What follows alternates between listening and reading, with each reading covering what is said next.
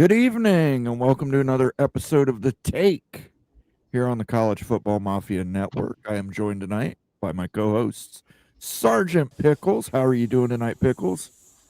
Another beautiful but chilly evening in the Pacific Northwest. Cheers. Cheers. And then by Becky Go Huskies as well. How are you doing, Hi. Becky? Good.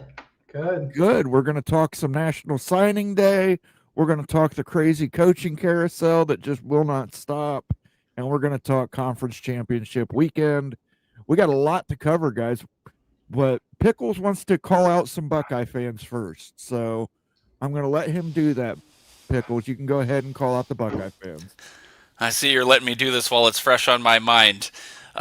This is, the champagne problems of certain institutions, but if I see another Buckeye fan losing their mind over a top 5 class, I'm just going to have to mute all of you collectively because, oh, we won a national championship. Why are we not number one? You're fine. You'll be fine. You're still Ohio State. Just stop. It's like champagne problems. Come on now. It's true. We only have a top 5 class. We should have at least a top 3 class. But look, we ain't got Nike money. We ain't got Nike money. We got health insurance money and car insurance money, but we ain't got that Nike money. You got a voodoo ritual, and all it cost you was sacrificing the eternal soul of the Browns and Bengals. Well, I had nothing to do with that. That was all Art Modell's fault. But let's talk National Signing Day. Top class, USC, the Trojans. Number 2 is Notre Dame. 3 is Oregon. 4 is Georgia. 5 is Ohio State. 6 Alabama. 7 Tennessee. 8 the University of Miami, Florida. 9 Texas A&M. 10 LSU. Those are our top 10. Then moving on, we've got Texas at 11, Michigan at 12, Florida at 13, Florida State at 14, the Washington Huskies at 15, Oklahoma at 16, North Carolina at 17, South Carolina 18, Clemson 19, 20 Texas. Now Clemson fans do have a right to complain. Can we agree on that one, Pickles? Yeah, no excuse with how long Dabo's been there. If he's not going to dive into the portal, which he's shown a reluctance to do, this kind of class is unacceptable for Clemson. Absolutely. Becky, what is your standing? What's your most standing out ranking from those top 20? Which ranking is this? This is the On 3 Rivals ranking. Oh, of course. Okay. Because, it depends on who you look at. Sure. 24/7 has a, yeah. Oregon's number 1. Washington's, ahead of Florida State. Florida's weird. That's why I was like, which one is this? Because, Notre Dame and Ohio State and Oregon just flip-flop depending on the we Huskies prefer the 247 because we're 13th in that one. Well, no, and I mean, the 247 is a composite, so it's a little easier to look at, but and On 3 does tend to favor some brands over others, but no, when it comes to this, it's more about quality than quantity, because USC has 35 commits. Mm-hmm. Oregon has 18, 19. Washington is has 19. So it's just a matter of how you look at it and everything. But I mean, let's be blunt. It doesn't matter the school. Maybe 7 or 8 of them stay at that school until they're seniors. Between the NFL and the portal and playing time, etc., 7 or 8 max will still be there in 4 years. And I'm saying 4 years, their actual senior year, not but before they get their 5th year of eligibility from redshirting. But absolutely, I do think the big thing that stands out here is, one, you can Florida's did this mostly without a coach. Florida State did this without knowing that their coach was fired. But the one that stands out to me, and you guys, I don't think people understand this, it's number 100 and I think 49. That would be your Penn State Nittany Lions. Well, they don't have a coach. They don't have a coach, and they are behind Harvard. Wow. Yeah, pour one out for our buddy Bob Swanger in the chat. I promise we won't be too harsh. But when you get dunked on by McNeese State today on Twitter, Yeah. that's not a good look. Yeah. I mean, it's bad. I will say this, though. Oregon did go out and get a kid from Harvard that nobody knew they were recruiting, which is crazy to hear. So, like, well, those Harvard kids know money spends. Yeah. But I mean, like, it's just weird to me. And I was like, I had to look this kid up. I was like, how did Oregon find this kid? Because he's like a 3-star player. And I'm like, that's not their typical recruit. They try to stay away from 3 stars. For whatever reason, they just don't sign a lot of them. So, as everybody else does, because they want to develop. Well, now that Oregon signed him, he'll get the Oregon 4-star boost in short order. No, he's still a 3-star. Like, it caught everybody off guard because he'd been committed to Harvard for like a year. So it's just weird. Like I said, it's just weird. You know, I do think Penn State, by the way, Penn State's 150 and they have like a 4-star kid that did sign. So that's the only reason. They have like 2 players. So. You know what? Kudos to those 2 kids who did sign. Yeah. That is a lot of heart right there to sign. Mm-hmm. You agreed to sign. You signed. Congratulations to those 2 kids. They're probably going to have a rough go of it, but you know that's the kind of foundation you can build on. So, as soon as Penn State finds a coach, guys, what are we doing here, Penn State? Kalani Sitake apparently had a handshake agreement with them, went back on it, decided to stay at BYU. I don't know how you justify that with your faith, but that to me, that's a little. Let me say this: he burned some major bridges. Like, there are 80s who are never going to even touch him now because you can't believe a word he says. I don't think he cares because the truth I don't think is, he cares either. If he gets BYU, fired, he's done. Like, that's the thing. Being a guy from Utah, did he play at Utah or BYU? He played at BYU. He played at BYU. Okay, so he's an alumni and has been there since like 2015, I think, more than a decade. Like, he could be the Kirk Ferentz of BYU if he really wants to, and he might at this rate. Like, BYU was going to win all ties. I don't fault the guy for going and shopping for, possibly a better situation for himself. It sounded like assistant coach pay was a huge component for him. But yeah, like, I don't know the behind the scenes of how he handled business. If he did it poorly, it's not a good look. That's the thing. He used it. And I mean, like, he did the right thing here. He did use it. Like, he is an alum. Let's say that. He did go to BYU. He is an alumni of BYU. He had the handshake agreement on Tuesday or on Sunday. He notified the school Sunday night that he was taking the job. They called a meeting on Monday morning. That meeting never happened with the team because there was panic. And now let me say this part out loud, and I know BYU fans don't want to hear this, but you're going to hear it. Penn State does not need Sitake as much as BYU does. Like, period. Because he knows how to navigate the BYU situation, which is that honor code, which telling a non-Mormon kid come to my school is not as easy a sell as one would think. I mean, we've all seen, if anybody's ever seen the Jim McMahon stuff from the 30 for 30 when he was at BYU, it's not easy to get these kids who are not Mormon to follow that thing. Even Steve Sarkisian had issues following it when he was quarterback. But you have, like I said, the deal was better with Penn State. That's what's so crazy. The deal was better. Was it? Yeah. It was more money, but was it better? It was better. He had more money for his assistant coaching pool. He had more money for himself, which I did not know how much. Obviously none of us knew how much he got paid, but the report was it's $3.5 million. I'm going to say out loud that is ridiculous for a private school. $3 million for your head coach. At some point, he got a raise. Remember that, guys. He got a raise at some point. Like, I would think, right? Like, Pogos, you said he's been there like a decade. He had to have gotten a raise. $3 million is absurd. I mean, I know it's not, they haven't been in like, the Big Ten or the Pac-12, or any of that over the years, but like, you're a private school. You literally have more money than the public schools. And they pulled it finally. They got all these people together. I think they had to guilt trip him into staying because the story goes, from what my source told me, and it kind of goes along with what other people's sources were telling them, some high-ranking member of the church sat down with him before he met with all the boosters. So he's super religious. We can say that. He's a very religious person. He's a member of the Mormon church. Some high-ranking member of the church got involved, sat down with him. Then they sat down with the AD, and then the billionaires come walking in and were like, I'll do this, I'll do that, I'll do this. Now he's getting paid like $9 million a year.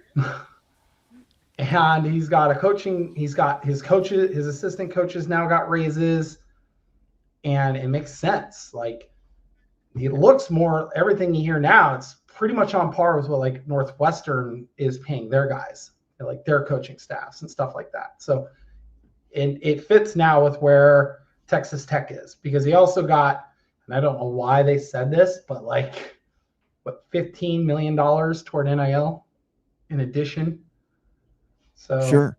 Like, they're gonna break the rules. Everybody knows everybody's breaking the rules on the NIL stuff, but like you know what I mean? Like, I think we said, so I don't know who it was that said in the chat, it might have been Daniel, but it's like, yeah, nobody's buying crumble cookies in the state of Pennsylvania.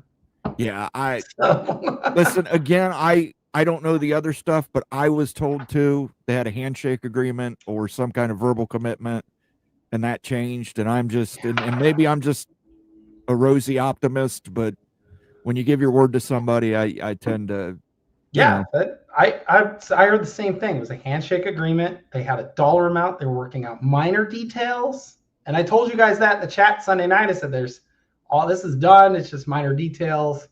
But he's gone. A meeting was called, and then next thing you know, turns into a circus. So now that takes us to Penn State, and we'll do our best, Bob. I promise we'll do our best. Penn State still does not have a head coach. Jeff Brom was mentioned. He agreed to extend with Louisville today. Who is left? Who's left? Well, we thought Heartline because the plane was going to Columbus. Because if nobody knew this, PFT at Barstool was tracking this plane all day yesterday. And that plane went from State College to Columbus and then down to Florida.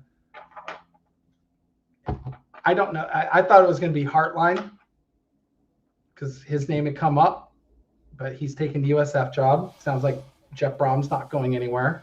So he's working on a deal. I don't know where they go, guys. I have no idea where they go, because I thought, well, Will Stein. No, he's now the head coach of Kentucky. They started first. They cut the line.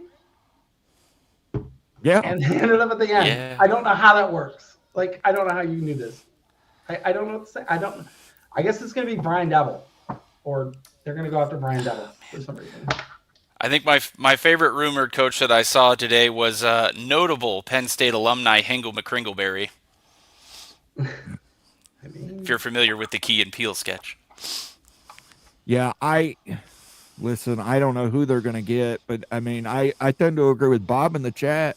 Just make your interim, give him a 3-year contract, and just try and move on. I did read, somebody tweeted it out that the alumni who are former players are behind this. Just take the interim tag off and let it roll. Let's see what he can do. Yeah, I mean, what are you going to do at this point? Brian Daboll? What does he have any college coaching experience? I think he was a coordinator somewhere. He was a coordinator somewhere, but I can't remember where. But yeah. Well, here's the thing: the AD at Penn State needs to be fired. Gone. I've heard rumblings that if whoever he hires they're going to fire him after he gets hired. Like, they have to. This is gotta work. This is Penn State we're talking about. It's not like this is some G6 job. I wasn't shocked Brian Hartline didn't take it. I thought Brian was going to stay one more season, see where he could go. But obviously heading to South Florida, oh my God. If you're a 3-star receiver in South Florida right now, you've got to be collectively having one of those epileptic orgasms because Brian Hartline with a 3 just in South Florida alone, like Miami and FSU are cheering this, and Florida's cheering this. Don't be cheering this, guys, because he ain't going to stop at just 3 stars. He's Nope. going to target them 5 stars too. There's a reason why Ohio State's class is where it is, because their big 5-star wide receiver was committed to Ohio State, but the coach left that he committed to. So it's like, I don't know what he wants more money. Because another school came in with huge more offer money. to him, more money, Nike money. I don't know. Oh, not even Nike. I'm not even talking about that. It was a California school that did it. But I don't know where they go. Because think about this, Moen. Think about this, Pickles. There are 6 new head coaches in the SEC. Those 6 coaches outside of Mississippi State and LSU. So we're talking to the other 4 positions. 5.5, let's call it. The other 4 positions all went out and grabbed the best G6 head coaches. So you can't even go there. You can't go there. Yeah, it's like you may have to suck it up and go, we have a coach for like a year and then see what happens. And like, I don't. If they were just gonna pull the interim tag, forgive the expression, but just Sharon Moore the guy, that should have happened day one. And I understand they had sights set on bigger fish, but there's no delay anymore. The second you struck out on all your top guys, you just pull that interim, get some, even if your recruiting class doesn't pan out very good in the short term, get some stability so kids at least know what they're working with going forward. A lot of the recruits, I'm sure, have, what's his name? I'm blanking on him, the interim coach right now. Smith. But Smith, that's right. But they all have a relationship with him, I'm sure, already, so it could have shored up that class, even if it's way under where it was, partially because of James Franklin pulling guys to Virginia Tech. It Zero didn't, chance to save this class now. It didn't have to be like this. Yeah, they're going to be like full swinging in the portal, and they're going to overpay for guys just to put together a competent roster. It's not going to be fun at Penn State next year. No, and half the guys that they had that were committed, they're now committed to Virginia Tech for clear and obvious reasons. Yeah. It's interesting to me going back to last week when Jonathan Smith got fired at Michigan State. My first reaction was, wait, why would you do that? And then I saw they had Pat Fitzgerald lined up, and I said, oh, okay, major upgrade. You had a major upgrade lined up already. Penn State, as much as we'd like to dunk on James Franklin, it seemed to be a really knee-jerk reaction to fire him at that time. Especially if you didn't have a candidate lined up, or did they think did they think Smith was going to turn it around, or he still got him to a bowl game? Like, let's just be honest. They're 6-6. They did figure out, like, once Aller went down, it didn't matter if you had only lost to Oregon. The moment Aller went down, if he'd have gotten hurt against Oregon, and you knew at that point the playoff was not happening. So like the moment Aller got hurt, you knew, okay, well, the playoffs are done. Like, let's just throw that and toss it because we can't. There's zero chance. You're not going to win. You're going to lose a couple games you shouldn't. But yeah, and Bob is 100% correct. The AD needs to be fired. It has to be fired. Just let's go through the list. Hold on, let's go through the list on who we whipped on. Matt Rule, Sataki. Matt Rule doesn't count. That's well, no. Matt Rule he went after Rule. He got an extension. Rule got an extension. Okay, yeah, that's fair. There was a move in response. I'll agree with it. So we know he went after those 2. Jeff Brom, he said no. Sataki said no. Chesney. Where else do we go? Chesney said no. Hartline, we don't know if he talked to him. Probably didn't. We don't know if he talked to Will Stein. Probably I'm certain didn't. they called Hartline, but he may not have picked up. I think you pick up when it's Penn State, but he had already made his handshake agreement with USF and moved on. Yeah. Which, like, it's not like I said, like he missed out on Lepoy as well, who's now going to Cal. He missed out on Stein. I mean, he just absolutely botched this whole search, and he's had 2 months, guys. 2 months, 60 days almost to figure this out. I mean, usually you see one firing and it's just a chain reaction, and it all starts with that one, like we saw with Alabama. Saban retired, and it was just a chain reaction. Just not even a chain reaction. This is just chaos. Yeah. Quick hot take. I 1000% need a 30 for 30 or even a mini series on the ramifications of Nick Saban retiring, because it has affected like 30 programs already, and I'm sure more in the future. Yeah, it's affected way more than 30, because it even affected some like D2 schools, which is wild to say.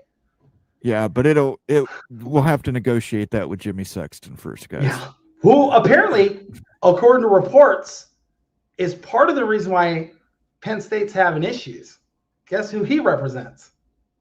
Yeah, he represents Franklin. So apparently he's toying with Penn State, which, if this guy is that powerful, I don't know how any school says, yeah, let's play with him. Like, they could just, I don't know why you do this. This is like what's his name, Boris, in baseball. Had no team in Major League Baseball. Like, a couple of teams in baseball won't even talk to a Scott Boras guy because they don't want to deal with Boras. Earl Carr has been a member for 29 months. Thank you, Earl. Sup, Moen? Penn State made the biggest blunder in history. Latest ranking puts Penn State behind Montana State in class rankings. Latest I saw was 150. It's 2 players. I think it's 1 or 2 players. It's wild. Yeah, if you aren't laughing, you're crying. So I will give you a thank you for being a member for 29 months, Earl Carr. Appreciate it. Give you a little cougar. Wish you good luck on Saturday, but I still think Texas Tech probably takes that. But good luck to you and the BYU Cougars, Earl Carr. I appreciate you being a member for 29 months. Let's say hello to some people, guys, that have already rolled in here, and we'll keep talking. Buckshot Kid says, oh, hey, Moen, Becky, and Pickles. Good to see you, Buckshot Kid. Tim Brutchmiller was second first. Jan Hulk says, hey, all. Good to see you, Jan. Stephen Vitt says, hey, guys, how we doing tonight? It's cold here in Ohio, Stephen. That's how we're doing. Thanks again, Bomber and Wild U, for helping me this year. Stephen Interviews You 2025 year in review is up on my other channel. Check that out, guys. He wants to know, Daniel Gygax says, hi, everyone. I guess I'll coach Penn State, and I'll do it just for the buyout. I don't think Penn State's going to make that mistake if they promote this other guy. No. And then Jan Hulk, all the way from Slovenia, is going to be the offensive coordinator, Daniel, for the same reason. I don't know what the exchange rate is over there, Jan, but if it's good, it's good. Bob Swanger, as we already said, is in the house. He says, hey, everyone, good to see you. Bob.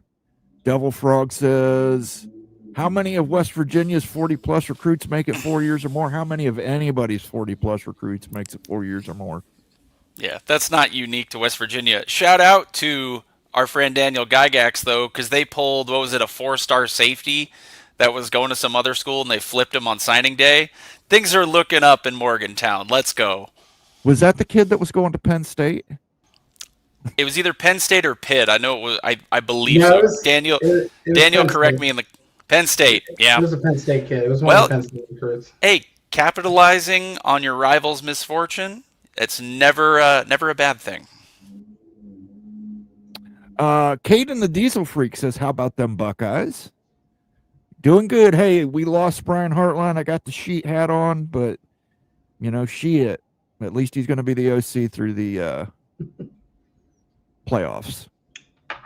I mean, let me say this. It could be worse. He could be going to a Power 4 program, like the 2 coordinators at Oregon, who now have a month to try to recruit as many of the backups. See, here's the thing, and here's why I think even if Penn State called, he may have said no. That's a terrible way to try and start your head coaching career. I'm sure Ryan Day probably told him, Don't do that. don't do that.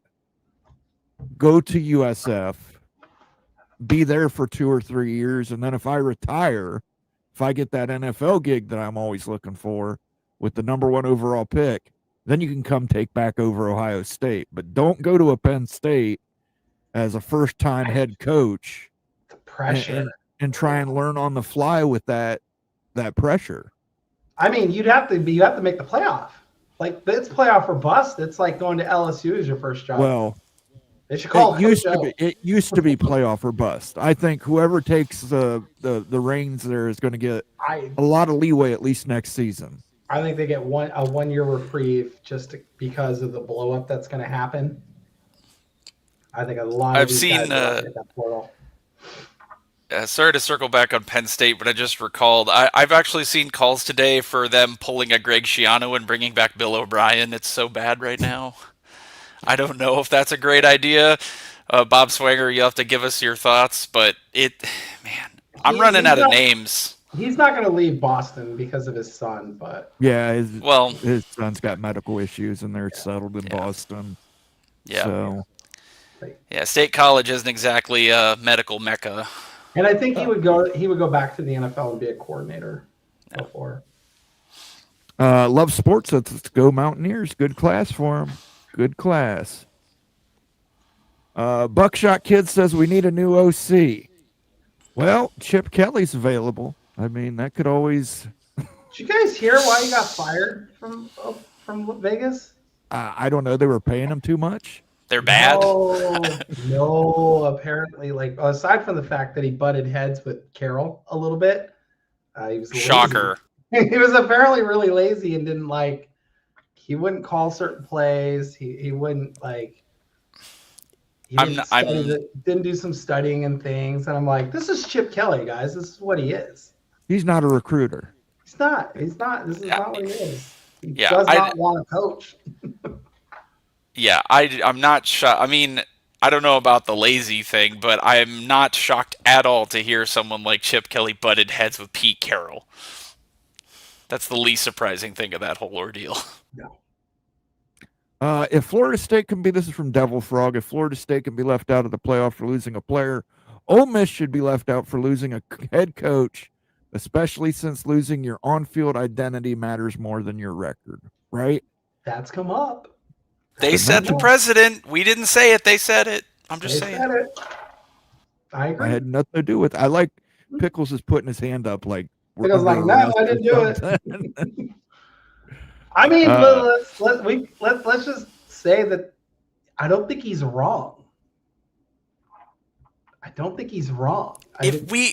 all know they wanted Florida State out and they found the convenient argument. They will just as easily reverse that to put Ole Miss in. For the drama because everyone wants to see it, but if they get run off the field, like they'll just sweep it under the rug. Like it is what it is. You had the two talking heads who are both represented by the same agent on ESPN saying out loud they should let him coach. While in the background, one of those two texted him and told him to take the LSU job. Oh, wow. ESPN being self-serving for their ratings? I mean, he openly said it. He openly said that Saban texted him, so...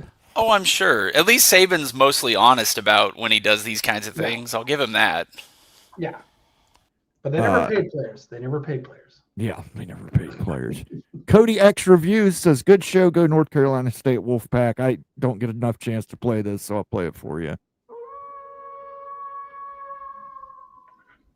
Thank you for stopping in, Cody. And if you're new to the channel, make sure you give us a like and a subscribe.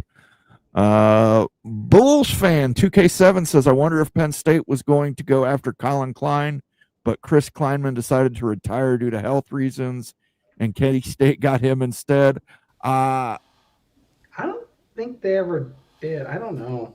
Yeah, I don't think that they ever did. You guys got a good coach, so. Yeah, that whole thing with that whole thing with K-State, I think, was handled behind closed doors. I don't think it had to do with other people getting contracts and signing or getting phone calls. Yeah. Bulldog Mississippi's in the house. He says, "Evening Mafia." Yeah. Quick shout out to your boy, though. He's going to be hitting you up for all your Brian Hartline tips and tricks. And I'm going to call it right now. I'm going to throw out Pickle's bold statement. He will have a top 100 wide receiver on the USF roster within 3 seasons. That's how much I think he can recruit that position. He's going to hit the transfer portal and he's going to pull somebody. He's going to grab somebody. Yeah, think like Travis Hunter at Colorado out of nowhere. Like, that's what we're talking about. I don't know about the our kid, so yeah. I don't know about the rest of the positions or what he can do at USF. I'm sure that he made them agree to put some money into NIL, or he wouldn't have taken that job. But yeah, that position, like, he can say, I'll take you and put you in the NFL. Look at every single dude I've coached for the last 5 years. Yeah. Hall of Fame college football with Jason Watkins says the Penn State eulogy. The reports of their demise have been greatly exaggerated. Penn State will be back. Yeah, they'll be back at some point. Yeah, Bob Swinger hit him with the Monty Python. I'm not dead yet. What did I said in our chat though? I said I fear that all of this we're laughing and ha-haing, and they may find the next Joe Paterno, Bobby Bowden, or Nick Saban. They might do that, and then what are we gonna? We're gonna all be eating crow if in the next 5 years they win a national title, which. Well, I won't be eating crow because Ohio State doesn't play them next year. That doesn't change the fact they completely fumbled the bag right now. Yeah, they might fumble it, but at the end of the day, it doesn't matter where you start; it's how you finish, and that's what's gonna cause all the problem. Like, ooh, and in 10 years, if they have 4 national titles, we're gonna all be like, what the hell? Should have our coach, all of our stuff be fumbled. Hey, y'all, I finally got in live, like Turtle Man says, live action. Daniel Gorby says crumble cookies are actually pretty good. I've never had them. Have either of you had them? Are they good? They're made with cake. They're made with, like, boxed cake batter, not cake.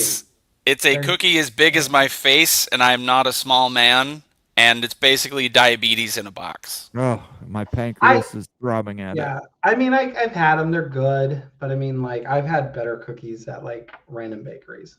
So. Hey, panel, does Mike Tomlin become a college football? Man, you Steelers fans will do anything to get rid of Mike Tomlin. I mean, if he goes to Pitt, that'd be equally as funny. No, I don't. I mean, he's been an NFL coach for so long. Can the dude even recruit? Was he in college before he went to the Steelers? It's been that long that I don't remember. I'm like, the only thing I know is that he played at William and Mary. He was an assistant at Tampa Bay, I believe, when they took him from. Yeah, that's why he's been a pro dude for so long. Like, I don't think you flip-flop back and forth after you've been in the pro game for that long, especially in the modern NIL. It's just totally different. I did type in his name in the Googles, and he came up. Penn State came up next to him. Here you go. He hasn't coached in college since the year 2000. He's the wide receiver coach at VMI, a GA at Memphis, wide receiver coach at Arkansas State. And then Cincinnati, he was the defensive backs coach in 99-2000. And after that, he was with the Buccaneers as a D-backs coach. Then he was the defensive coordinator of the Vikings for a season. And then he got the head coaching job in Pittsburgh. So, there you go. Jimmy Austin says, boo-hoo, Ohio State lost a coordinator. Oregon lost 2 coordinators. But don't worry, you guys you did not lose a national championship yet. Because you haven't won one yet. Yeah. It hasn't been stripped. I don't know if you know what it's like until something's been stripped from your program. Yeah. I'm not worried about the on-field performance of the Ducks. Like, even as a somewhat objective Husky fan, like, they're still going to be fine. Dan Lanning's an excellent coach and recruiter. Yep. But Tosh Lupoi was putting in work on the recruiting trail. I want to see who they replace him with. I'm very curious if he's going to pull how much talent is going to transfer from Oregon to Kentucky or Cal. I would see that some of it's going to. Not a lot. I mean, but some of them are. They're depth pieces, sure. I mean, I don't know about Cal, but Kentucky can certainly throw around some money to pull some of their, more blue chip style depth guy. Like Oregon has 4-star guys stacked up at depth positions that I'm sure want starts. Yeah. So that's what I'm saying. I think their depth is going to get tested next season, but we'll find out. I don't expect a ton. I expect a few, but Yes, Bill O'Brien did just get a new deal, or I don't know if he got a new deal. He got a he got the vote of confidence. And they agreed to spend more money. Because Boston College is being their ass handed to them this year at times, but other times they've been in the game. They just don't have the talent to overcome their own mistakes, especially on defense. Stormy Cyclones in the house. Good to see you, Stormy. What a hire for USF, making Penn State look bad. Can't disagree with you there. That's a hell of a hire. That's a home run hire. Notre Dame's ranking is fraudulent. How are Miami, BYU, and Vandy ranked below them? Because they're not named Notre Dame. That's why? Yeah. That's why. I mean, yeah, Miami in particular with a head-to-head win is pretty ridiculous. I just think I say it all the time. It's the timing of when you lose. They lost the first 2 weeks, but they didn't lose after. They haven't lost since in 2 months, basically. So it's the timing as to when you lose, because BYU was ahead of Notre Dame until Texas Tech beat the brakes off of them. So I reject recency bias, which is why I think Texas should be punished more for losing to Ohio State. I will say this though. I highly doubt an ACC team is left out of the playoff. Here's my thing. They have to be, right? No. Do we know highest ranked top 4 highest ranked champions? Moan's got a thing, and then I'll tell you guys how. Jeremiah Love, he made that Instagram post, that cryptic Instagram post. We have not heard anything. If Jeremiah Love is injured and you're keeping Florida State out because their quarterback is injured, Jeremiah Love means as much to that Notre Dame football's offense as a quarterback did to the Florida State offense. He is a Heisman finalist. He will be at New York. I guarantee it. Yes, but will he be playing in the playoffs? That's the question. That needs to be revealed. Because the quarterback of Florida State was nowhere near the Heisman discussion when he got hurt 2 years ago. This kid is literally their offense. There's no ifs, ands, or buts to that. I have a sickening feeling that their name is already Sharpied onto the bracket, regardless of what happens. I do not, and I'll tell you how. Okay, because Manny Diaz was on. I don't know what show it was. I watched it. Can't remember what show it was. But he was on there and he was talking, and he said flat out the ACC will not be left out. He said it boldly, which is tells me something. So whether Duke gets in or not, if Duke wins, there's no chance Duke is getting in. Let's be blunt. No. They're not getting in. But if BYU loses, think about this. If Alabama loses, BYU loses, that's going to put Notre Dame and Miami in the same conversation, because they have not yet been 100% compared. They do it in groups, and they've not been in the same grouping. So if they do it by pod, and I don't know what the numbers on the pods are, but they have not put them in the same pod, and I think they're groups of 3. They have not been in the same sentence with each other yet. The only thing the committee has recognized is that Miami has beaten Notre Dame. That's it. If BYU loses, and I do think Alabama's probably going to win on Saturday, but I think that if BYU loses, it's going to put Notre Dame in the same discussion with Miami, and everything's going to get compared. And every single thing, and Rock keeps posting this stuff, which is wild. All of the stats point to Miami over Notre Dame, and I will bet you they leapfrog them, even though the committee in the past has not punished teams for not playing on championship weekend. I feel, this is why I say this, UVA can lose because Miami's still going to get in. I feel like it's going to happen if BYU loses. But that's a big if, because they could win that game, and then it doesn't matter. But that's what I'm saying. I think BYU is going to lose. and then it's going to put Miami and Notre Dame in the same pool, and they must be compared, and they have not yet been compared. And all the data points to Miami. Jason Watkins says their other back is legit too. Oh, yeah. I agree with you, Jason, but here's the situation. If that man is injured and they're purposely not telling people or trying to keep it under wraps until after the selection show on Sunday, I think that if that happens, Notre Dame should be removed from the playoffs. I'm sorry, you can't make the argument that an undefeated Florida State can't get in because their quarterback got injured, and meanwhile, a 2-loss Notre Dame's getting in ahead of a Miami with their number one running, but the number one running back in this draft class. Well, is did you injured.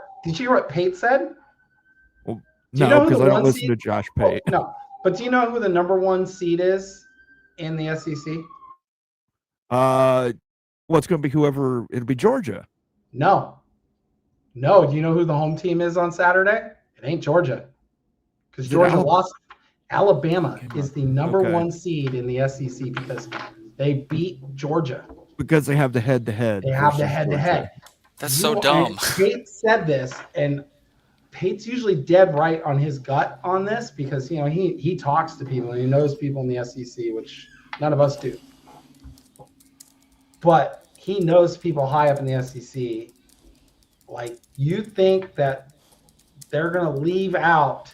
This is why I said Alabama might still get in even if they lose, because technically they are the best team in the SEC during the season.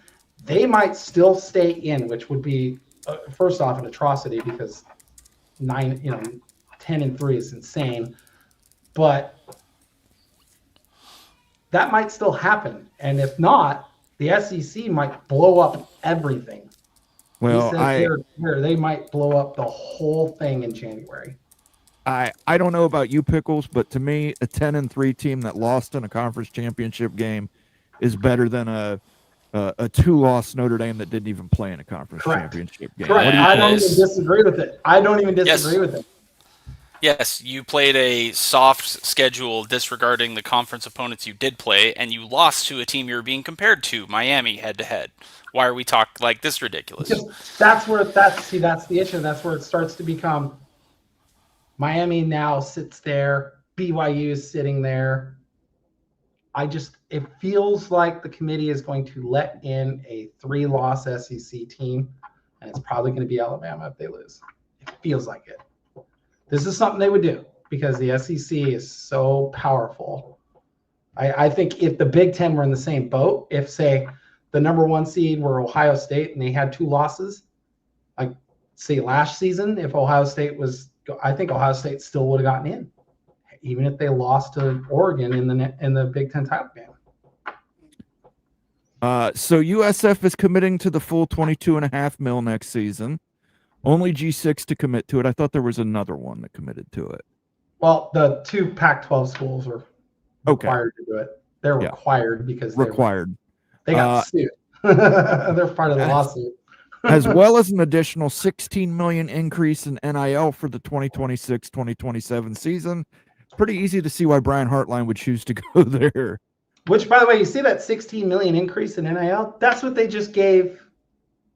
That's what BYU's boosters just gave BYU's head coach for NIL. That's sitting there with that puts them in Power 4 conversation, top of the Power 4. USF must plan to join a P4 in the next 5 years, spending like that Bulls fan list. USF is going to be a top target when Florida State and Miami leave the ACC. For the ACC, for the backfill. Or the Big 12 if they want to double down on Florida. It's not a bad idea. It's not. Not a terrible idea, but if BYU wins, Irish out. I agree. They'll leapfrog them because they have to. They just beat a top 5 team. 1 milligram of epinephrine, 120. Great name. Andrea Adelson reported that the committee did compare Notre Dame and UM side by side, University of Miami side by side, and Notre Dame is better in their opinion. That's the thing. ESPN, I read the article yesterday. ESPN said it wasn't, they haven't been 100% compared. You know what They've only compared a couple of things, not the full on body of work, because they haven't been in the same pool yet. My response I posted it in the chat too, so you guys in our private chat. So. Yeah, for Andrea Adelson and the committee, I respond. Opinions are like a-holes. Everyone has one. Yeah, some of them stink more than others. Chris G said UVA wins. I agree. I agree. Yeah, I don't think I would Duke's say winning, but they've been the most under the radar good team this year, to me. Well, it's because the best one they had was Florida State and probably Washington State, and neither one are great. But yeah, I mean the ACC has just been a mess. Rock doesn't. I mean, he doesn't agree or disagree from the small amount we've spoken about it. I think this is a direct result of the ACC not having that 9th game that would help them sort out the standings correctly. Because they have all these weird tiebreakers and head-to-heads and all this stuff. More games helps you just mathematically sort that stuff. Well, I mean, did you... yeah, I think they need that. Did you hear how the Mountain West decided theirs? Did they do the Texas coin flip? No, they used a computer. Boo. They used a computer, and the team that beat both teams is not playing in it. New Mexico State or New Mexico. They beat both of them. They're not playing in it. That's lame. Moen is right. I think we can all agree with that. Usually. Not always, but usually. Big Ten, how about those Texas Tech Red Raiders getting into the state of Texas would be nice. Sorry, David, I don't know if you've watched it yet, but I did a comparison video where we lined up the candidates. Texas Tech just does not align academically with the Big Ten. The closest available Texas school that does is TCU. Yeah. By the way, I just looked up Virginia's schedule, and almost every game is close. They're almost all 1 possessions. So I think that's why they put a radar. Yeah. Hey, winning is winning. Closing out a game is a skill. But they did beat Duke 2 weeks ago, 34-17. So yeah, this is not going to be a fun championship game, I don't think. Go ahead. Well, okay, this just might be because I haven't paid attention enough. How is Miami not in the championship? How did that happen? It's the tiebreakers. I know, but how? I still don't. Both of their losses are in conference, and somehow they lost the tiebreaker because UVA. I think UVA's losses. Who was Miami's losses again? SMU and Louisville. Yeah. Right. So neither of the teams playing. That's what I don't like. I don't get it. Virginia beat Louisville. Right. And then I think the difference was Duke beat SMU. I'm looking at Duke's schedule now. That's. I mean, no hate to Duke. I'm not trying to pick on you, but that's the one I don't get. I take it back. Duke hasn't even played them. I don't know. Yeah, Virginia's had a great season. I could totally understand why they would play their way into a championship, but how did the 7-5 Duke team get in there? Okay, ACC, fix your tiebreakers. I'm over it. It hurts my head. Could you imagine why a team like Florida State or Clemson would want to get out of that conference? I mean, let's look at Duke's losses. Hold on a second. They have 4 losses. All right. Now, Virginia lost to NC State. That's not a conference loss. That was a non-conference game. So that does not count. That's one of their 2 losses, by the way, Virginia. So that's why they got in. They had 1 loss. Everybody else had 2. But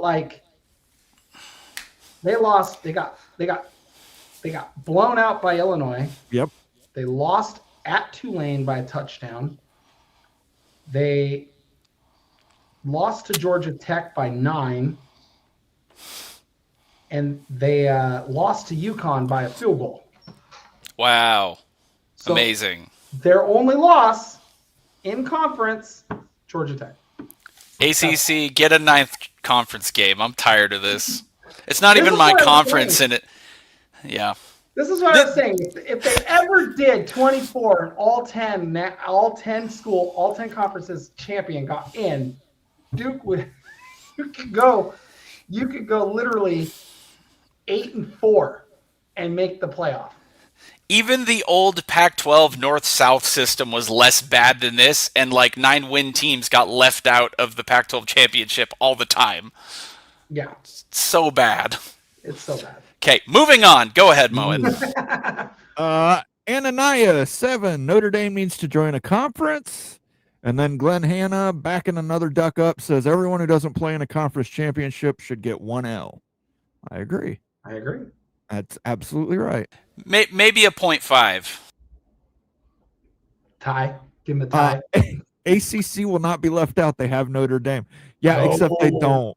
They don't. They have been dogging Notre Dame. You guys seen their Twitter accounts dogging Notre Dame's like resume compared to Miami? Did you see the ACC network schedule? Yeah. The ACC network scheduled Notre Dame versus Miami on a 24-hour loop on Sunday. Every time slot was Notre Dame versus Miami. I mean, sadly, it's not going to matter, but if I'm not mistaken, Notre Dame doesn't share any of their money with the ACC, yes? No, they do. They don't get the football money, but they get the other money. Sure. Right, but their CFP money isn't going to the ACC. Hold on. Here's the key. What time was that game against Stanford on last week? 10 p.m. Pac-12 after dark. Let's go. That's a 10 o'clock at night Eastern Standard Time game. Yep. Yeah, they don't. They do not care about Notre Dame. People, they do not care. They shouldn't. Yeah, well, they don't care about Notre Dame, but they do an awful good job bending over backwards with their balls tied and not to please them. Teams that don't play next week and this weekend coming up should not be able to move ahead of teams that do. I agree. Yes and no. I think it depends. It depends on where they are, and it depends on how the game goes. If one team gets completely destroyed, they might have an argument to move down. Yeah. I mean, like, I'll be honest. Like, let's say Texas Tech loses by 60, because we've seen that in a conference title game. Thank you, Wisconsin. Thank you, Wisconsin. I agree. Yeah. I mean, they did it to Nebraska, which is sad. But, like, let's say that happened. Like, I can't justify keeping Texas Tech in the top 10. Can't do it. They got blown out. You lose by that much. I can't say they're a playoff team. I couldn't do it. So I would move a team that didn't play ahead of them. Bulldog Mississippi's asking legitimate questions to the legitimate people. Where is Wazoo ranked right now? According to CFP rules, aren't they under consideration as a conference champion? No, they are not considered a conference champion. They are considered an independent. Because the conference is only 2 teams and they have to play an independent schedule, they're treated like Notre Dame, which is why both Oregon State and Washington State got more money than the entire G5. So when this playoff money comes in this year and next year, they get more money than everybody else in their conference, which is insane to say that. So. If the Cougs had beaten Ole Miss like they were supposed to, instead of Couging it, we wouldn't have this problem. They did Coug it. Because they had the lead. Moen is always right, yes, except when he isn't. But when I'm not, it's just because I want to make other people feel special. It's pretty much always he's purposely wrong on his takes about Michigan because, dunking on a rival is more fun than being right. That has no... the news story is that there was communication problems on the sidelines on the game Saturday. Which one? Oh, the game. The game. Oh yeah, I remember they talked about that during the game. Yeah. And Michigan I'm sure that's why the Buckeye pass rush was in the backfield every play. Kaylani L says, I think Duke scored most of its points in garbage time, too. Yeah, they did. I looked. It was all late because they were all late scores. It was bad. So 1 milligram of epinephrine again says ACC tiebreaker was the winning percentage of conference opponents. Which hurts a school like Miami when you play the best teams in the conference and not the worst. So, like, they didn't play nobody played Florida, they didn't play Georgia Tech and they didn't play Virginia. They didn't play, it hurts them. Like, it hurt. 9th game, fix it. Yes. And they could have fixed this easily if they just had 18 teams in the conference. Yeah, didn't someone pointed out in chat? UVA played North Carolina State, but it was a non-conference game, I told you if that. I recall. Yeah, There's a couple. yeah, I told you that. Ridiculous. North Carolina State beat both Georgia Tech and Virginia, but Virginia's loss does not count toward the conference. That's why Virginia got in the first place. Their percentage never even came into play. Although it should have. And they again, they play each other again next year too in non-conference. And I think they're doing that game in like Brazil. Something crazy. Kaylani says, even if you count NC State as a conference game, UVA still has the best conference record in the ACC. Blame the out-of-conference teams that canceled on them. Didn't Virginia cancel a game? Oh, it was Indiana. Never mind. That was Indiana that canceled that game. I remember when people were complaining about an 8-4 UConn winning the Big East and playing in the Fiesta Bowl. I think I was complaining on that one. No, I don't think I was complaining. I think I covered on that one. That was the Randy Edsel team that got blown out. So no, I'm not complaining. That's not one of the games that pissed you off and caused you to hate Stanford. No, that's not one of them. Miami had to play Cal last season at 10:30 p.m. Yeah, but I'm saying like Notre Dame was pissed off because it's a non-conference game and that's the time frame that ESPN gave them. You can take the team out of Pac-12 After Dark, but you can't take the Pac-12 After Dark out of the team. I mean, it didn't matter. They still blew the doors off Stanford. It was like 49-21 or something like that. Like, they covered. They still covered. Jim Phillips has been crickets on helping Miami. It's that's understandable though. It's hard to talk with your mouth full. Well, I mean, let's be honest. Like the two commissioners that should talk the most have not said shit. Yormark and Phillips. Yormark has come out. Yormark has come out, but it's too little too late. It was too little too late. But that's what I'm saying. They ain't said shit. For the most part, they ain't said shit. And now you have Sankey out here campaigning. Sankey's out here campaigning for Texas and Vanderbilt. Who did you guys? I put it in the chat, but I don't know. I was gonna mention it. How Diego Pavia tweeted at Donald Trump to sign an executive order to make it immediately 16 teams so that Vanderbilt could get in. Vanderbilt could play. I mean, well, I don't know about Vanderbilt getting in, but they might do a better job than whatever garbage they're trying to come up with, that bill they're trying to pass. Phillips has 2 daughters currently attending Notre Dame. That explains a lot. Double agent, that's the least obvious ever. Stormy Cyclone Moen, I heard the street signs in Ohio have an X through the M. Fact or fiction? During rivalry week, it is fact. Everywhere on campus, every M gets crossed out with red tape. Yeah, it's not the whole state, but it's not the whole state, and it's not on like road signs or anything. It'd be like too dangerous. It'd be like too Is this dangerous. Is this like a permanent thing or just for game week? No, just for game week. Just for game week. It might be illegal to leave it up. Something tells me there's not a Michigan Avenue on the campus of Ohio State. No, not at all. I feel like there's not a Michigan Avenue in all of Ohio. There is, but it leads directly to the waste treatment plant. Right. No shade for dunking on one's rival. I'll do it now. Texas is not a playoff team, no matter how much Sark cries. Oh, I forget he's a Oklahoma fan. He's an Oklahoma guy. Yeah, he's a Sooner. I'd love to know what he thinks about Oklahoma remodeling their stadium and losing seats. Like that's insane to me. That's the modern way of college football, though. Yeah, so stupid. Luxury boxes.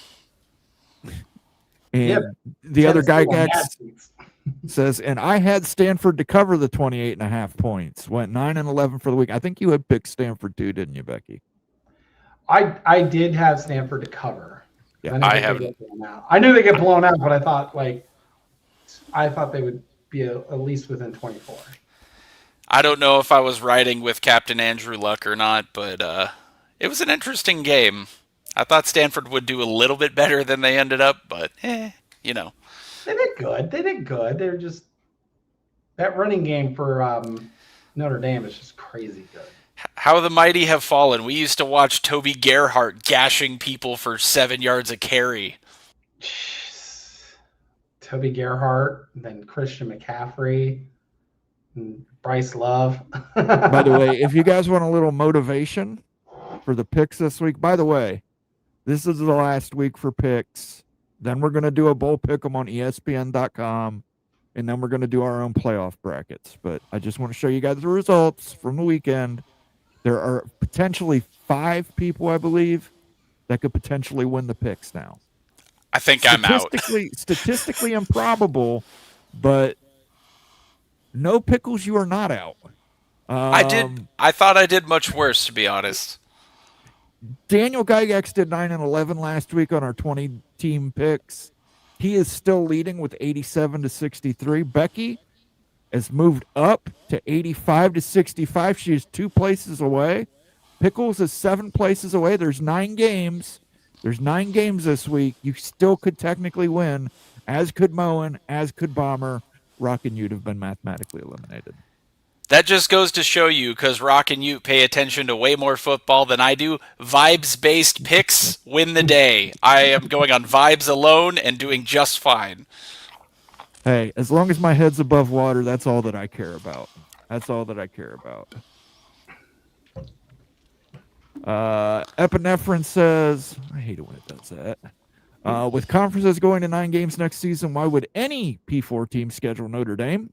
From the Miami perspective, there's nothing to gain, but pad Notre Dame's strength of schedule. Well, you guys have to schedule them because it's part of your agreement with Notre Dame. Yeah, like the ACC has 0 choice in that. Like, yeah, you schedule Notre Dame. Yeah, you schedule Notre Dame out of conference because, one, it's going to make your network a ton of money. It's going to draw insane eyeballs. For the Big Ten, they have a lot of traditional rivals. It still makes sense to schedule them. And your strength of schedule, because even if you lose a close game to Notre Dame, that ultimately probably helps you. Yeah. Yeah. A win over Notre Dame doesn't count as much as a loss over Notre Dame. Make that make sense. Well, I mean, all I know is that if you schedule Ohio State and lose, it hurts your chances of being in the playoff. Not your other losses, just that one. So you can't lose to the number 1 team in the country.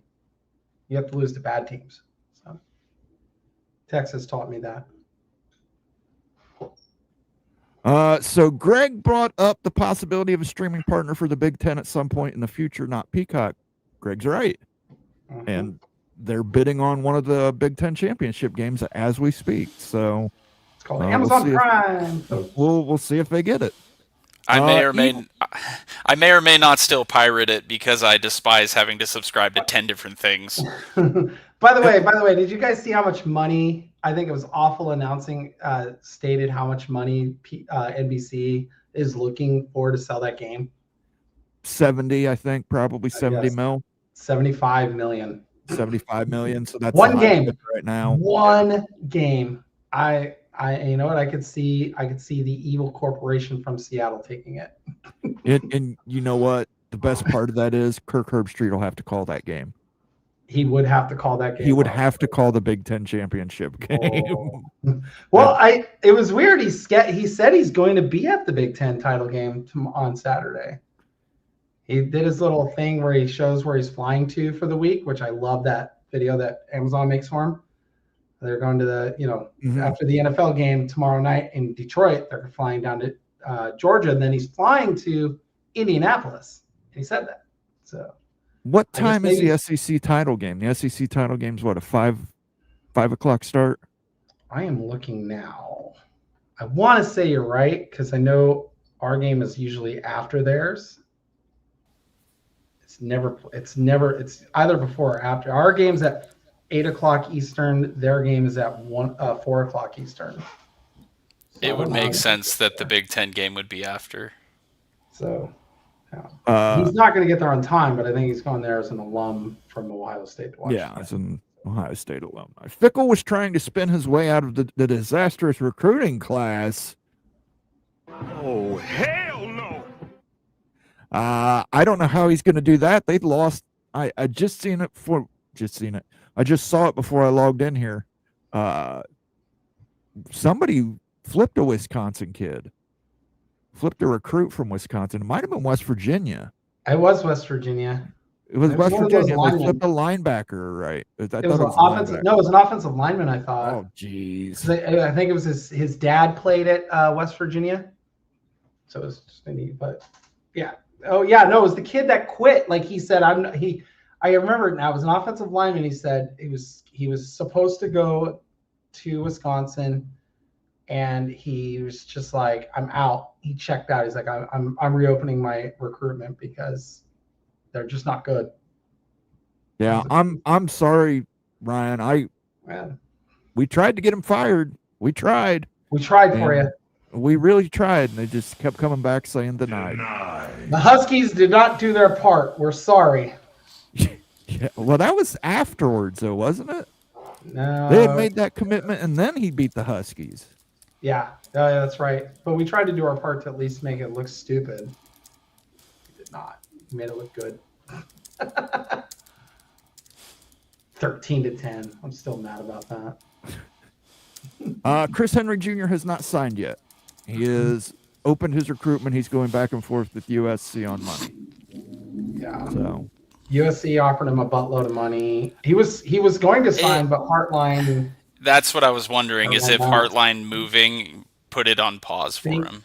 I don't know anything. I'm guessing. I would assume that that's probably what. Is he the dude to go to USF? I would think no, but maybe, but I doubt it.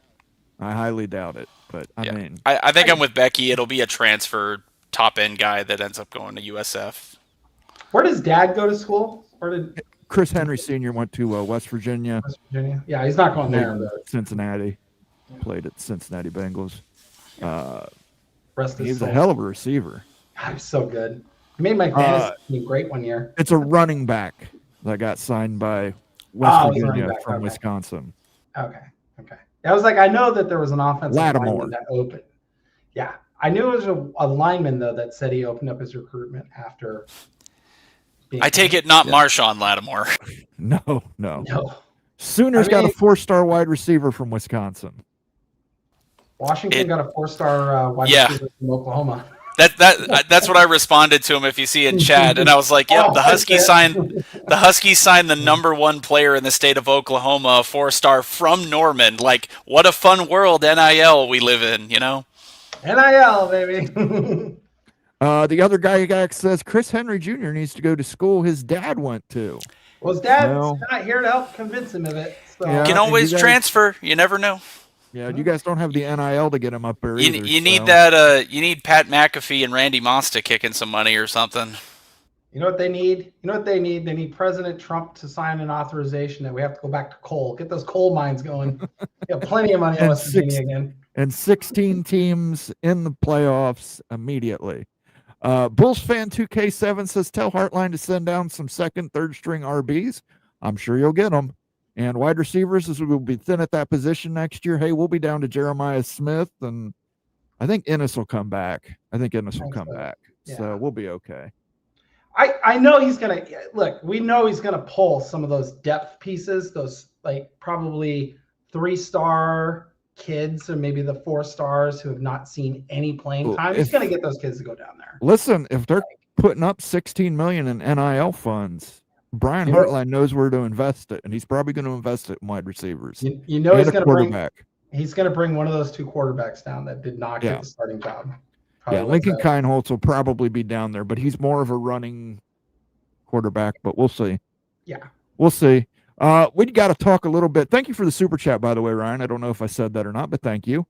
We got to talk a little bit about the conference championship games this weekend. Up first on the slate, Big Ten.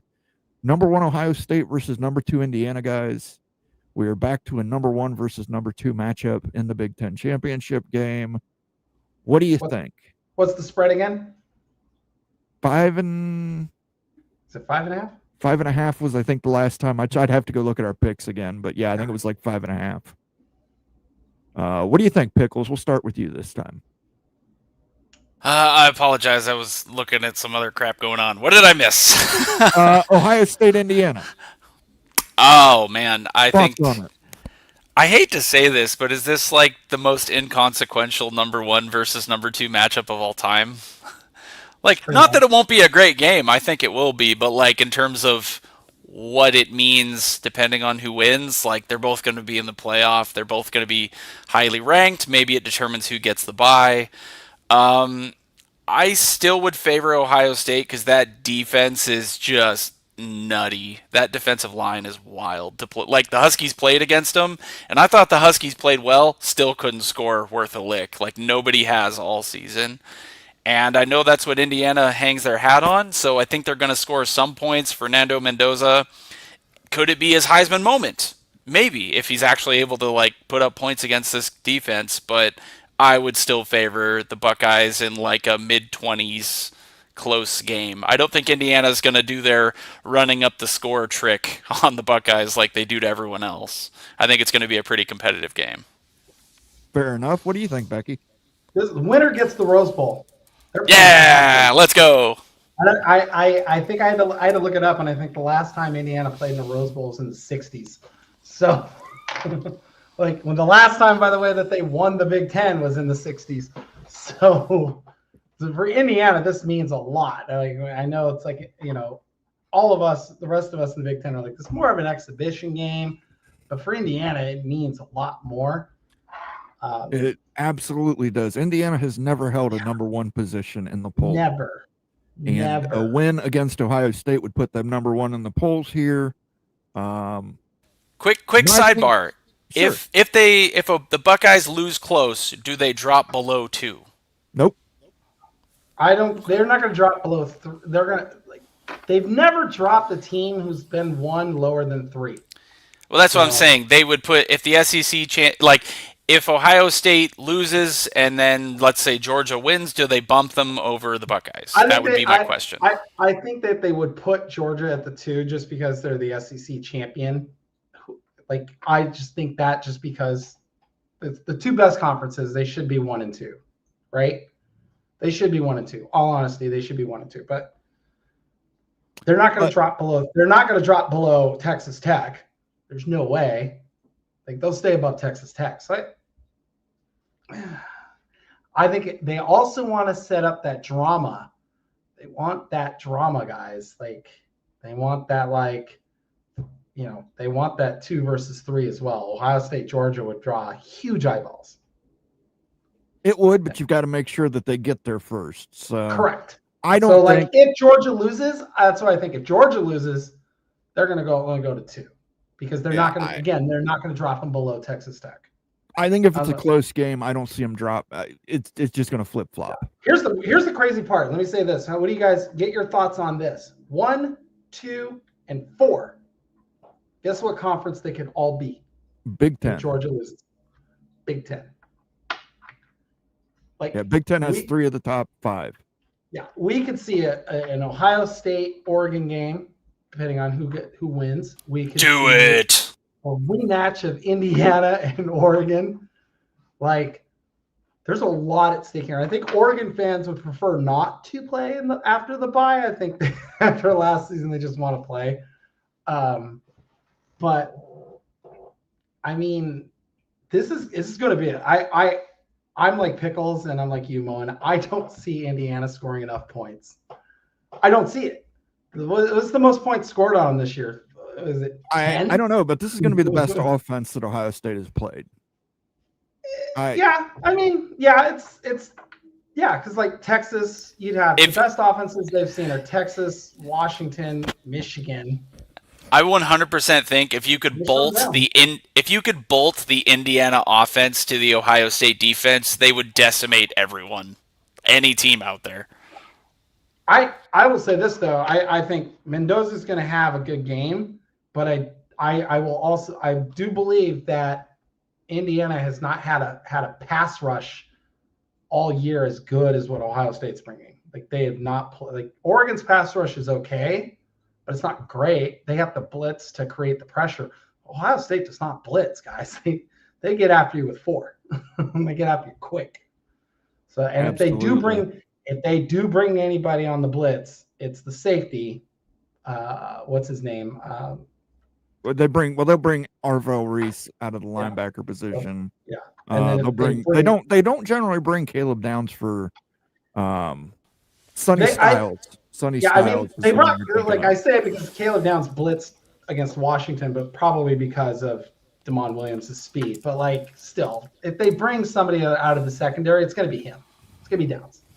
Like, you're not getting away from that. Like, they don't. From what I've seen, they don't really blitz Caleb Downs. He's just so freakishly fast. He ends up in the box on run plays. Yeah, he is. Kid's special. He is. He's an NFL. He's an NFL All-Pro playing college football right now. It's like Ed Reed. He's basically Ed Reed. He'll be a top 5 pick. He'll be a top 5 pick. Because I mean, it's him and Thieneman at Oregon, 1A, 1B in terms of safeties. They're ridiculous. So. This isn't me knocking Thieneman to our Duck friends in chat. I think Thieneman is a way more like sound player in terms of he knows where he's supposed to be and diagnosing the defense. Caleb Downs is like just that next level. He's that athlete though, like that Thieneman. He has that next gear that Thieneman doesn't. Yeah, I'm agreeing with this. He's probably the best player in the country. Yeah, I agree too. I don't know why he's not going to get any attention for the Heisman because defensive players have to do something crazy. But he should. I mean, he should get. Well, what's the It's not a. I mean, he'll win. Shoot, I forget the award for defensive backs, but isn't there an all-around defensive player? He should be up there for that. The Jim Thorpe Award. Yeah, I know. My knowledge of the position awards is not as good as it should be. The position awards because I think they're crap. The Big Ten awards, he won best defensive back and best defensive player overall. Yeah. Okay. So, that's not shocking. That's not shocking. He's like this is, and I think he is the difference in this game because they want to run the ball, and Ohio State does give up they do give up yards rushing. Now nobody's ran for 100 on Ohio State all year, but like Jonah Coleman got 70 on him. Like you can get yards on that defense if you run right at them, but the way what he's going to do is he's going to fill that box, and as long as they can overcome some play action stuff, they're going to be fine. But that defense disguises everything.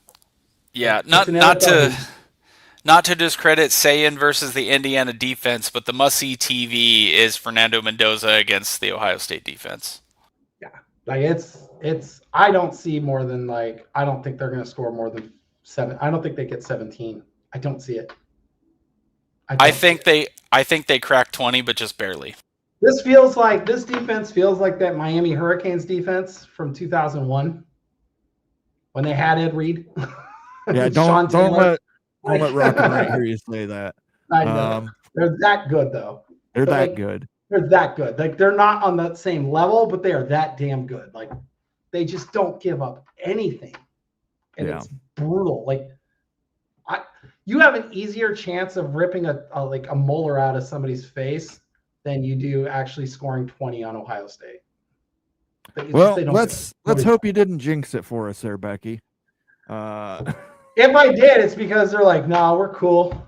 We'll just play. We want to play in a bowl game closer to Ohio. Well, I think, Daniel, you know that you now have to pick Indiana to offset Becky there. Moving on, let's talk about the SEC title game. Alabama, Georgia in the Georgia Dome. Or it's not called the Georgia Dome anymore. What's it called? Mercedes-Benz. Mercedes-Benz. Yeah. Yes. Georgia Dome. Long live the Georgia Dome.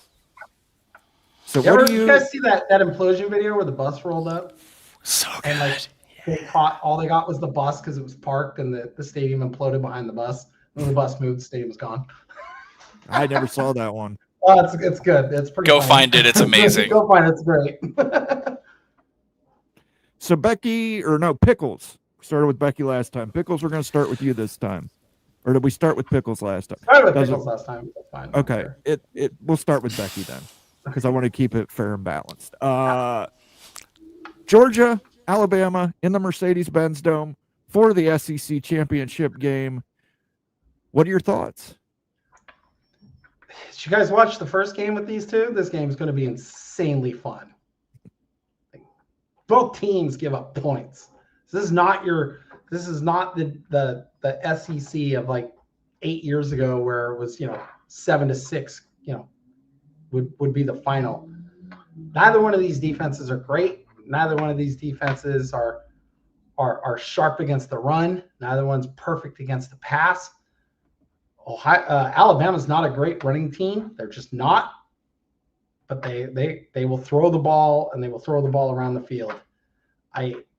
Last time it came down to like just some ballsy things by both Smart and DeBoer, and I think it comes down to that again. I do think Alabama wins because for whatever reason, DeBoer's offense breaks the rules of Kirby Smart's defense. Well, how do I know that? Because he didn't lose to Dan Lanning 3 times.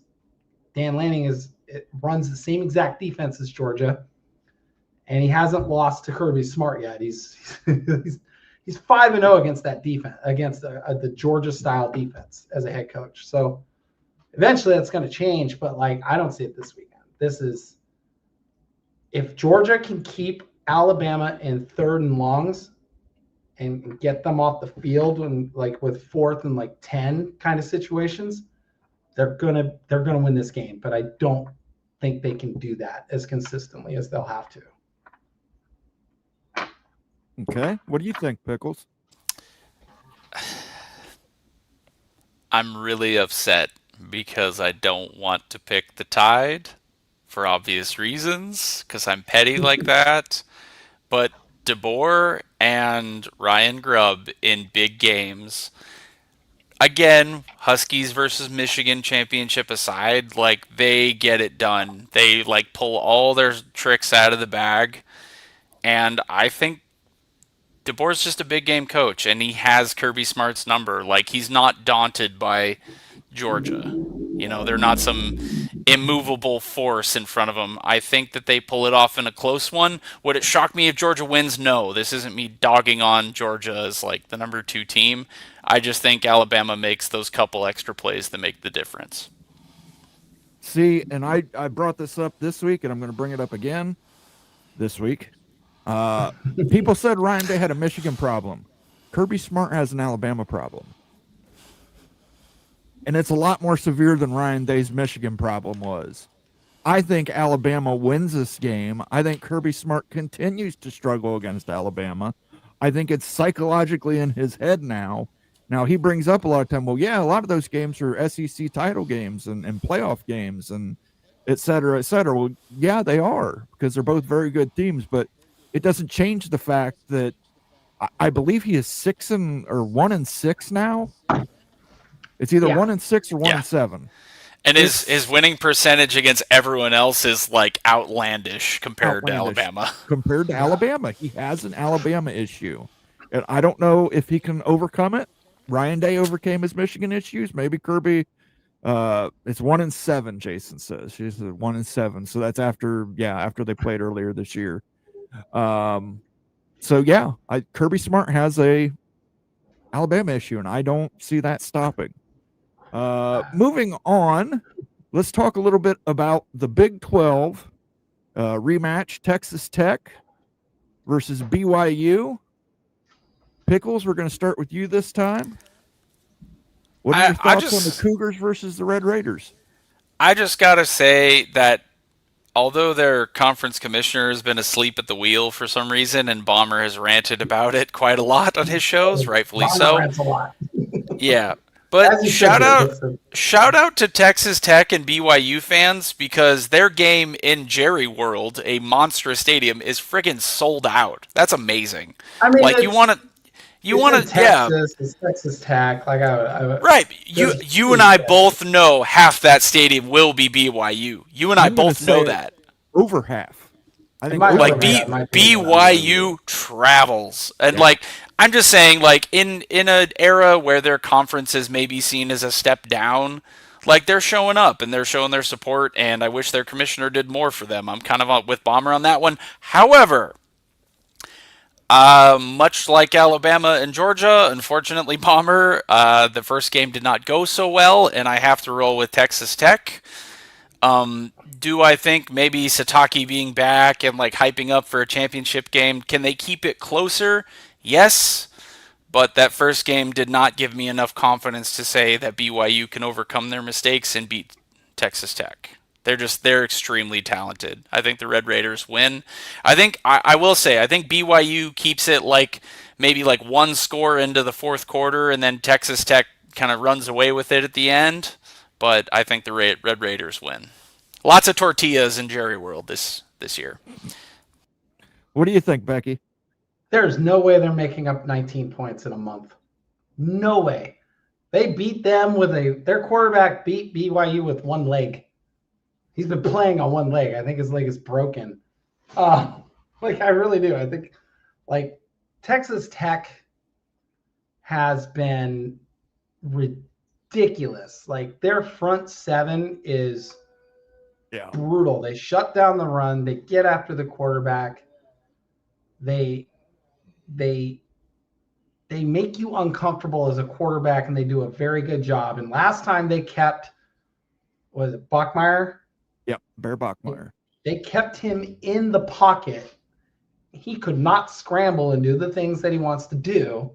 They shut down their number one wide receiver, right? If they clean up their issues, because the two linebackers for BYU are great. They're incredibly good linebackers. End of story. Those two they're going to be playing on Sundays. I don't know if they'll be starting on Sundays, but they're definitely going to be playing on Sundays. Those guys are good, right? And they shot gaps like torpedoes sometimes. If the quarterback for BYU is just slightly healthier, this game gets out of control quickly. Again, I don't see a close game. I don't know how you make up 19 points in a month. I don't see it. I'm not feeling it. I think this is another blowout. And again, the best O-line belongs to Texas Tech. The best D-line belongs to Texas Tech, and they're going to own the trench. They're going to own the trenches, both sides of the ball. I tend to agree with you. I think both lines, it's going to come down to line play. And, God, that defensive front for Texas Tech is just... They're so good. They're insanely good. Yeah. They're really they're just stout. They're stout. That's I don't say this as a mark of disrespect at all, but they're like a Big Ten level monster. They're Big front. Ten SEC. They're crazy. They're ridiculous, and they've got the depth, guys. They have dudes on the backside. They're 3 deep. They're 3 deep. That's insane. There's not a Big 12 school that's 3 deep at any position, but that front seven is just crazy good. Yeah, I don't see. I'm like you, Becky. I don't see them making up 19 points. I don't see it. But stranger things have happened. We'll see. Moving on to the final game, the most exciting game, the ACC title game. Virginia Cavaliers against the Duke Blue Devils. I mean, is the over under 157 and we're actually playing basketball? What is going on here, ACC? You forgot which teams belong in your football playoff, I think. No, I'm going to take... Sorry, I just bogarted this whole thing, Moen, but I'm going to take the Cavaliers because I've seen Duke play really poo-poo against some just okay teams, and that's all. All right, Becky, what do you think? I'm picking Virginia, but I'm saying out loud, I am down for the chaos that Duke would cause. Duke would absolutely wreck everything for the ACC. They would wreck everything for the P4. I mean, they would. Oh my God, JMU would be ecstatic because they're the first G6 team on the outside. Looking in, yeah. They lose that. If they win that game, I know Manny Diaz said that the ACC champ will not be left out. Wrong. You're getting left out, Manny. You got smoked by Tulane. You lost by a touchdown. You are not getting in that playoff. You don't belong. I don't care. We piss and moan about Texas saying we should be in with 3 losses. Yeah. We did that last year with a bunch of SEC teams who had 3 losses. I don't care who you are. I'm not letting a 5-loss team in. I don't care if they're a conference champ. They're a better conference champs than a 5-loss. Listen, this is the same. You're right, Becky. This is the exact same committee that left an undefeated 13-0 ACC champion out. Yeah. What makes you think they're going to let a 5-loss ACC champion in? Just it's not going to happen, people.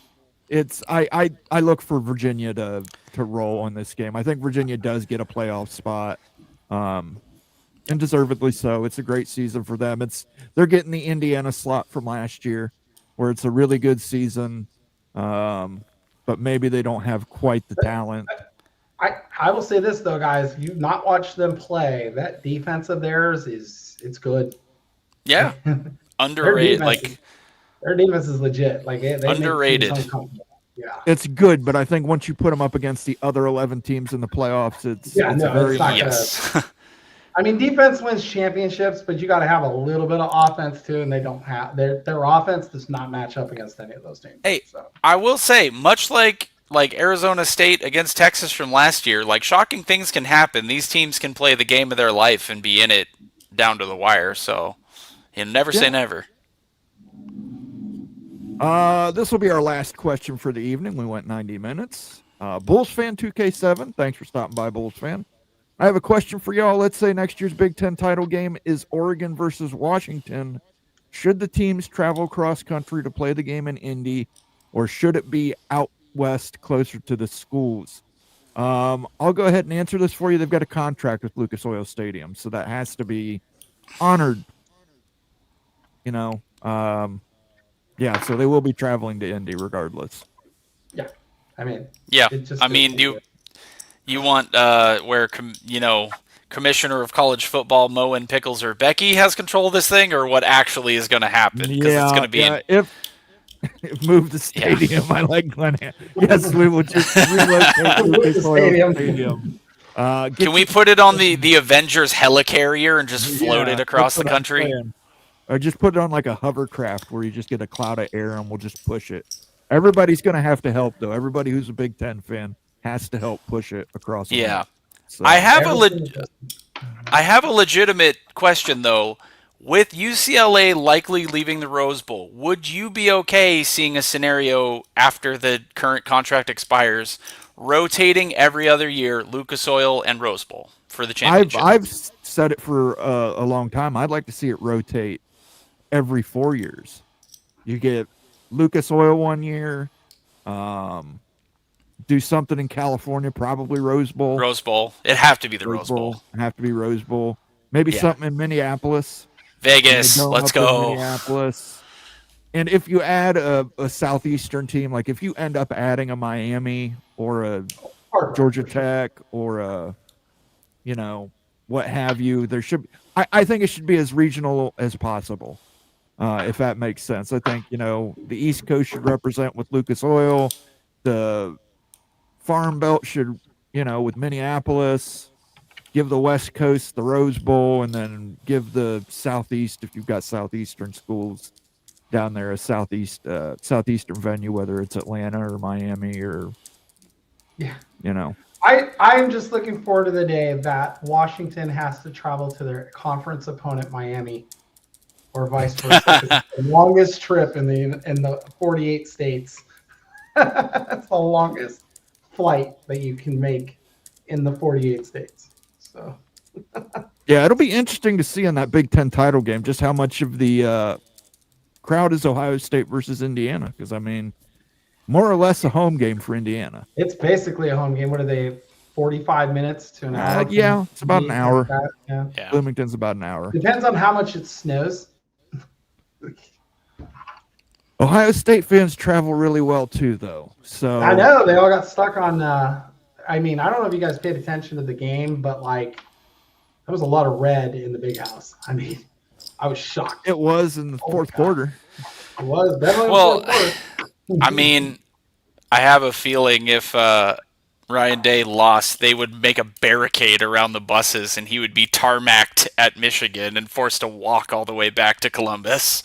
Not after winning that natty last year, I'm afraid. Not after winning that natty. Hey, you can speak for your own brethren, but I saw comments online saying that the seat was still lukewarm for Ryan Day if he didn't beat Michigan. Well, you know what? The good news is we don't have to worry about that. Michigan was thwarted. Evil was defeated for another year. All right, guys. What's your one for the road, as Sergeant Pickles gave that nomenclature? Sergeant Pickles, we'll go with you. One for the road. Happy National Signing Day. Went well for all of our collective teams included. One, I got two real quick ones. One, Lane Kiffin missed the golden opportunity to do his I'm taking my talents to Miami and putting the hat on moment. That would have been amazing. Two, quit doing the upside down font lettering on the hats. It looks so stupid. I'm so upset that it became a fashion trend. I know I'm not a fashionable individual, but it's dumb and I hate it. That's all I have to say about that. I won't lie. I saw a photo of one of the recruits today, and I seriously thought that was like AI or photoshopped. But then somebody said, no, that's really how the hat is sold. And I was like, Exactly. It's so bad it looks like a mistake. It probably started as a mistake, and then they just like, we got 1,000 of these hats with upside down. Just put it out there. Put for it every like team. put like a $50 price tag on it, Yeah. and somebody will think it's rare and they'll buy it. All right, Becky, what's your one for the road? My one for the road is the SCORE Act is currently sitting in Congress. It got tabled today, I believe. But the SCORE Act is horrendous when it comes to women's athletics. Just does not. There's one sentence regarding Title IX, and essentially other sentences contradict that entire section of Title IX, which is, again, one sentence long. It would allow schools to basically strip money away from the women's sports, give it to the football program if they wanted, or a basketball program, depending on your school, and would just absolutely make it impossible for women to succeed in college athletics. I know we talk about, saving women's sports, etc. The moment they have the chance to actually do something to financially save it, they choose not to. So the SCORE Act is trash. It's created by a bunch of people who think that, by the way, the other part of that is, I don't know if you guys paid attention to it, the NCAA would have full authoritative control over everything. You could not sue them. You can't create a law against them. You can't collectively bargain. It destroys the ability for these kids to unionize if necessary. The SCORE Act would destroy all of that. It gets rid of all of it because it gives the NCAA ultimate power over athletics. It cannot pass. If it passes, women's sports are destroyed. Men's sports can't unionize. The men's sports are going to lose out on a lot of money. You can't sue if you have an eligibility issue. You can't even create a law that says the NCAA can't do X, Y, or Z. It's absolutely a trash thing, and it's created by a bunch of people and boosters from certain schools who are not in the power to want to get things closer. It does not work. None of this works. It just makes everybody look foolish. It's just a bad law all around. And I don't know if the other one that's floating around from our senator here in Washington, Maria Cantwell, I don't know if that one's even like just better. I read it. They're just both terrible. Like, say, if you can, reach out to your congressperson and say no to the SCORE Act. It's all I can preach because it's bad for everybody. That's it. All right. We'll give you a little applause sounder. Nope, that's not the applause. There it is. Give you a little Jayhawk squawk followed by the applause sounder. Before I get to my one for the road, I just want to thank everybody for joining us tonight here on the College Football Mafia. I want to give you a scheduling reminder. This Friday at 8 p.m., back to our normal time, it'll be the Big Freakin' Friday show with myself, Nate, and you, where we'll be revealing our picks for the conference championship game. You may have got a little hint on what some of those are for today. But for myself, for Becky Go Huskies, for Sergeant Pickles, my one for the road is, well, shit.